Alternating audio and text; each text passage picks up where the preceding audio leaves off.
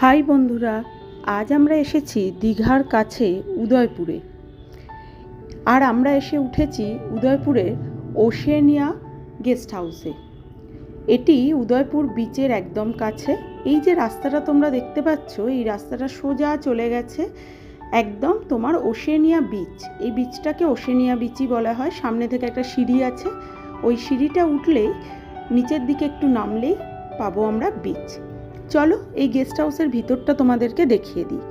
দীঘা তো আমরা প্রায়ই আসি, কিন্তু দীঘায় এখন যা ভিড়, দীঘায় থেকে তোমরা সেই মজা পাবে না। যদি একটু নিরিবিলি ফাঁকা জায়গায় থাকতে চাও, তাহলে থাকতে হবে এই ওশেনিয়া গেস্ট হাউসে। দেখো, গেস্ট হাউসে ঢুকেই তার ডান দিকে আছে একটি মন্দির, আর বাঁদিকে রয়েছে খুব সুন্দর একটি বাগান। এই বাগানে নানা রকম ফুলের গাছ, এই যে লিলি ফুলের গাছ তোমরা দেখতে পাচ্ছ, আর নানা রকম আম গাছ, তাছাড়া চাঁপা ফুলের গাছ এবং করবী ফুল, আরও বিভিন্ন ধরনের ফুলের গাছ তোমরা এখানে দেখতে পাবে। একসময় যে এই গেস্ট হাউসটি খুবই সুন্দর ছিল, এখন অবশ্য একটু পরিচর্যার অভাব বলে আমার মনে হয়েছে। যেহেতু আমরা এই গ্রীষ্মকালে এসেছিলাম, তাই গাছে পুরো আমে ভর্তি। গেস্ট হাউসের মধ্যে নানা রকম পাখির ডাক, নানা রকম গাছ, তার সাথে রয়েছে একটি জলাশয়। দেখো, এর ওপরে খুব সুন্দর একটি ব্রিজও করা রয়েছে, যার ওপরে উঠে তোমরা ফটোশ্যুট করতে পারো। এবার তোমাদের বলি যে এই গেস্ট হাউসটি কিভাবে বুক করবে। গেস্ট হাউসটি কিভাবে বুক করবে সেটা জানতে হলে পুরো ভিডিওটা অবশ্যই দেখতে হবে। আমরা তোমাদেরকে এর মধ্যে ভিডিওতে আমাদের রুম ট্যুরও দিয়ে দেবো এবং বুকিংয়ের সব প্রসেস সেগুলো জানিয়ে দেব। এই দেখো, এই ব্রিজটার উপরে উঠে তোমরা সুন্দর করে ফটোশ্যুট করতে পারো। দীঘা থেকে মাত্র 2 থেকে 2.5 কিলোমিটার দূরে এই উদয়পুর, এবং খুব নিরিবিলি ফাঁকা নির্জনে 2-3 দিন খুব আরামে কাটানো যেতে পারে। এই ওশেনিয়া গেস্ট হাউস হলো ওয়েস্ট বেঙ্গল ফিশারিজের, মানে মৎস্য দপ্তরের। তো এটি বুক করে নিতে পারো মৎস্য দপ্তরের অফিসে গিয়ে, কিংবা অনলাইন। আমরা অবশ্য অনলাইন বুকিং করেই এসেছিলাম। এই যে ওদের অফিস, আর দেখো এখানে বুকিংয়ের প্রসিডিওর দেওয়া আছে। দেখতে পাচ্ছ তোমরা চেক ইন টাইম আর চেক আউট টাইম। সকাল 10টায় চেক আউট আর 12টায় চেক ইন। মোটামুটি ওই দীঘার ট্রেনের টাইমিংয়ের সাথে সাথে এই যে ওয়েবসাইটও দিয়ে দিলাম তোমাদেরকে। আর রুম রেন্ট, এই যে রুম রেন্ট এখানে তোমাদের জন্য দিয়ে দিয়েছি। তবে তোমাদের বলে দিই যে তোমরা চাইলে এখানে পজ করে রুম রেন্ট দেখে নিতে পারো। তোমরা যদি উইকডেজে আসো, মানে সোম থেকে শুক্র, তাহলে কিন্তু ভাড়াটি একটু কম হবে। আর যদি তোমরা শনি রবি বা যে কোনো ছুটির দিন আসো, তাহলে ভাড়া কিন্তু তুলনামূলক একটু বেশি হবে। এখানে গাড়ি পার্কিংয়ের জন্য বেশ বড় জায়গা আছে, অনেকগুলি গাড়ি একসাথে পার্ক করা যেতে পারে। আমরা এসেছিলাম একটি ছুটির দিনে, তাই আমাদের ভাড়া একটু বেশি পড়েছিল। আর এই যে রুমগুলো, রুমের সামনে বারান্দা আছে, এখানে ক্যাটাগরির অনেকগুলি ক্যাটাগরির রুম আছে, সব রুমই এসি। চলো আমরা একটা রুম তোমাদেরকে খুলে দেখাই যে রুমের ভিতরটা কীরকম ছিল। খুবই ছিমছাম, কিন্তু বেশ ভালো, পরিষ্কার পরিচ্ছন্ন, যেটা আমরা মেনলি চাই। একদম 5 স্টার হোটেল নয়, কিন্তু আমাদের সাধারণ মানুষের থাকার জন্য আমি বলবো একটা বেসিক ঠিকঠাক রুমই ছিল।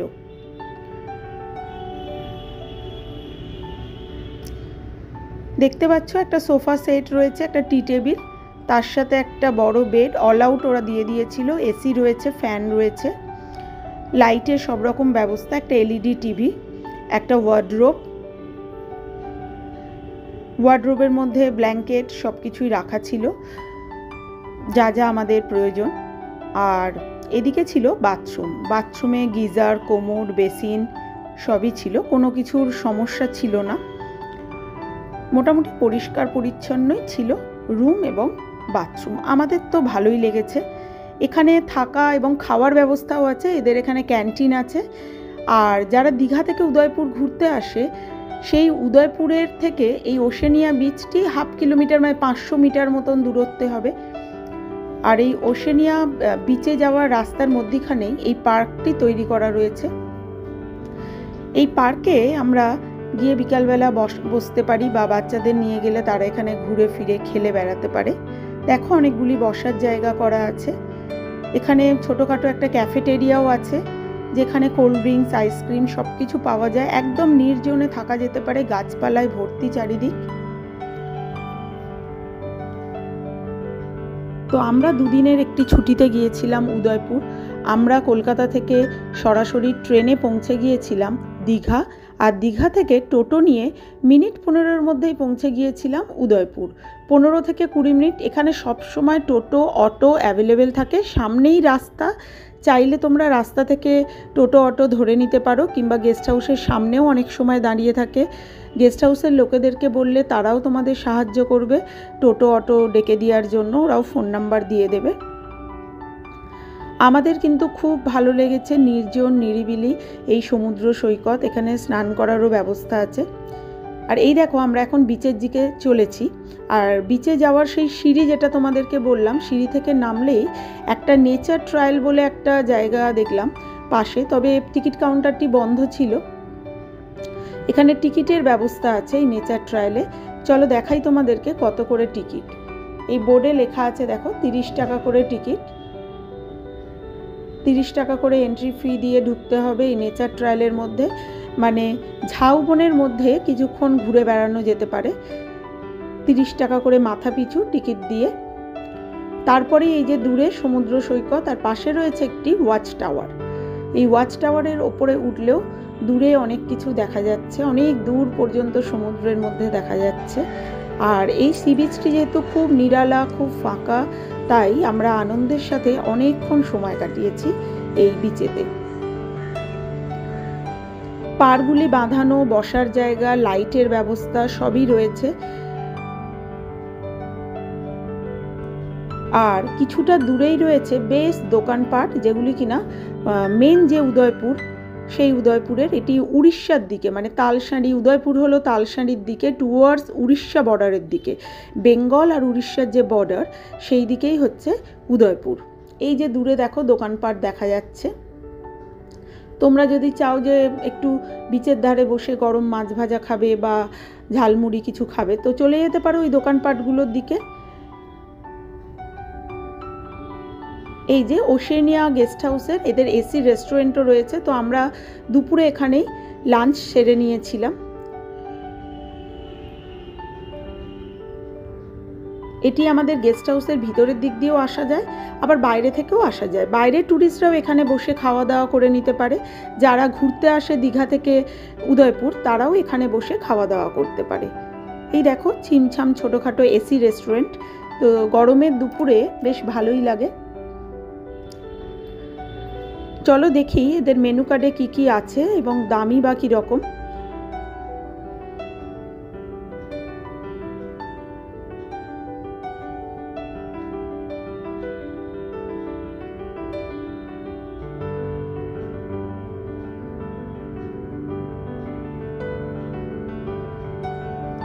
এই যে তোমরা চাইলে পজ করে দেখে নিতে পারো। মোটামুটি খাবারের দাম আমার মনে হচ্ছে তুলনামূলক বাইরের থেকে একটু বেশি, কিন্তু খাবারের পরিমাণ খুব ভালো ছিল এবং খাবারের কোয়ালিটি খুব ভালো ছিল। মাছ একদম টাটকা ফ্রেশ ছিল, ওদের আগের দিন অর্ডার দিয়ে দিতে হচ্ছে। পোনা মাছের থালি যদি তোমরা নাও 150 টাকা, 180 টাকা। কাতলা মাছ নিলে 180। 250 টাকা মাছের থালি যদি তোমরা পমফ্রেট, চিংড়ি বা ভেটকি নিতে চাও, পার্শে, এগুলি সবই 250 টাকা পড়বে। ইলিশটা অবশ্য একটু দাম বেশি। কাঁকড়া চাইলে কাঁকড়াও পাবে। তো আমরা থালি নিয়ে নিয়েছিলাম। আমরা দুদিন ছিলাম, 2 রকম থালি খেয়েছিলাম। দুদিন দুপুরে 2 রকম খেয়েছি। তো খাবারের মান এবং পরিমাণ দুটিই খুব ভালো ছিল, কোয়ালিটি তো খুবই ভালো। আমাদের বেশ ভালোই লেগেছে এদের খাওয়া দাওয়া। আর এখান থেকে আমরা সকাল সকাল টোটো ধরে চলে গিয়েছিলাম দীঘা মোহনা। খুবই কাছে দীঘা মোহনা। উদয়পুর থেকে প্রথমে নিউ দীঘা, তারপরে রেলওয়ে স্টেশন ক্রস করে ওল্ড দীঘা, তারপরে দীঘা মোহনা। তো টোটো কিন্তু অ্যাভেলেবেল। আমাদের থেকে টোটো মোটামুটি ওই 400 টাকা মতন নিয়েছিল যাতায়াতের ভাড়া। টোটো দাঁড়িয়েছিল 1 ঘন্টা মতন। আমরা গিয়ে তোমার মোহনায় ঘুরে সানরাইজ দেখে এবং মাছ বাজার ঘুরে ফিরে এসেছিলাম। তার জন্য আমাদের ভাড়া পড়েছিল 400 টাকা। এক একটি টোটোয়।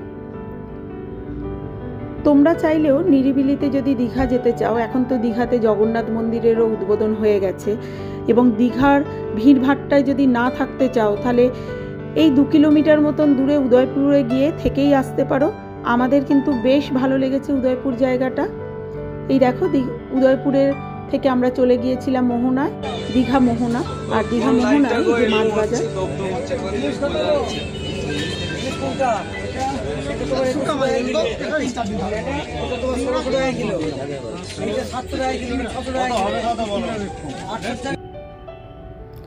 এই দেখো জগন্নাথ মন্দির। যেই জগন্নাথ মন্দিরের কথা তোমাদের বললাম, আমরা উদ্বোধনের কয়েকদিন মাত্র আগেই গিয়েছিলাম, তখনও পর্যন্ত উদ্বোধন হয়নি, কাজ চলছিল, তাই আমরা ভিতরে ঢুকে দেখতে পারিনি। পরে আবার যাবার ইচ্ছে রইল। তো এই যে দূর থেকেই তোমাদের দেখালাম জগন্নাথ মন্দির, যেটা কিনা তৈরি হচ্ছে। বিশাল কর্মকাণ্ড, দেখেই বুঝতে পারছো। তো যদি তোমরা এর মধ্যে দীঘা যাও তো উদয়পুর অবশ্যই ঘুরে আসতে পারো, আর চাইলে ওশেনিয়া গেস্ট হাউসে থাকতেই পারো। দেখা হচ্ছে পরের ভিডিও।